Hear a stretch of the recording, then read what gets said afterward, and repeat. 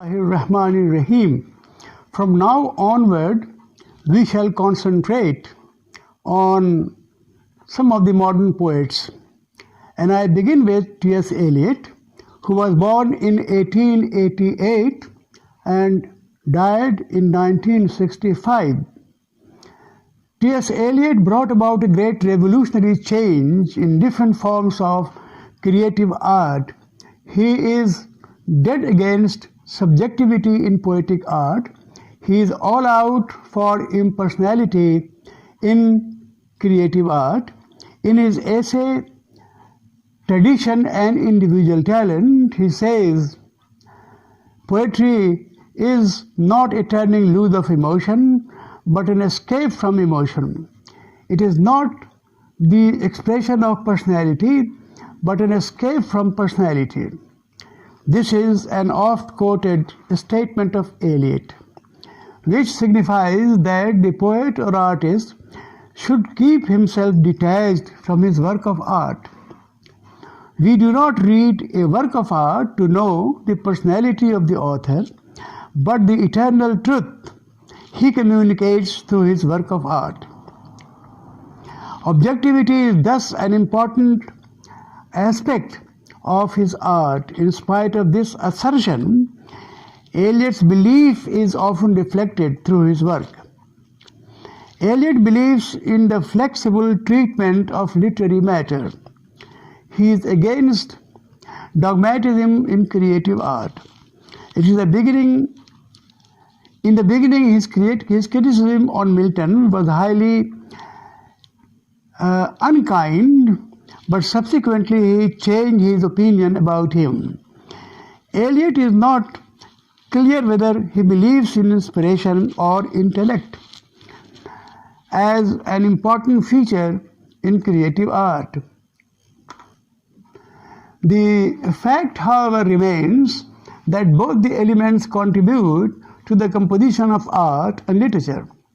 No poet can claim to have created anything without inspiration, which is an important force in creating a work of art. Eliot is against the use of art for propagating the artist's found ideas. He is all out for being detached in his creative endeavor.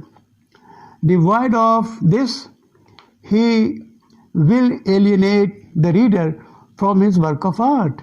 Thus, it is important to maintain a strict objectivity in his art.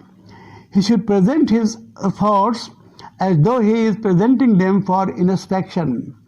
It should not give the impression to the reader that the writer is persuading his readers to accept his found ideas. This will have an adverse impact on his audience. Eliot marks a departure from the preceding poetic convention. Unlike the 19th century poetry, Eliot uses the indirect and elusive method to convey his message.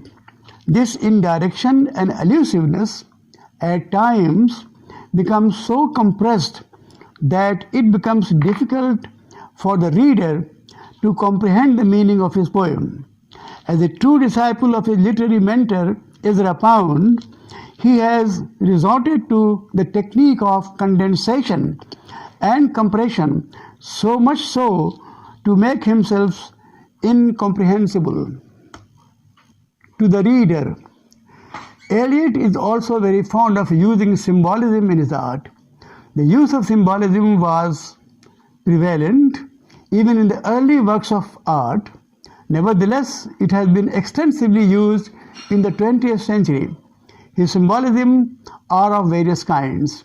Those that are commonly used in literature. For example, red is a common symbol of something frightening or dangerous. Sometimes he makes himself a symbol. Sometimes he makes himself a symbol.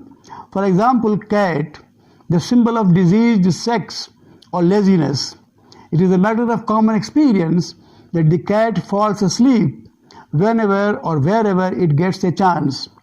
Crab has also been used as a symbol of indecision. Prufrock is identified as the crab because of his inability to take any firm decision.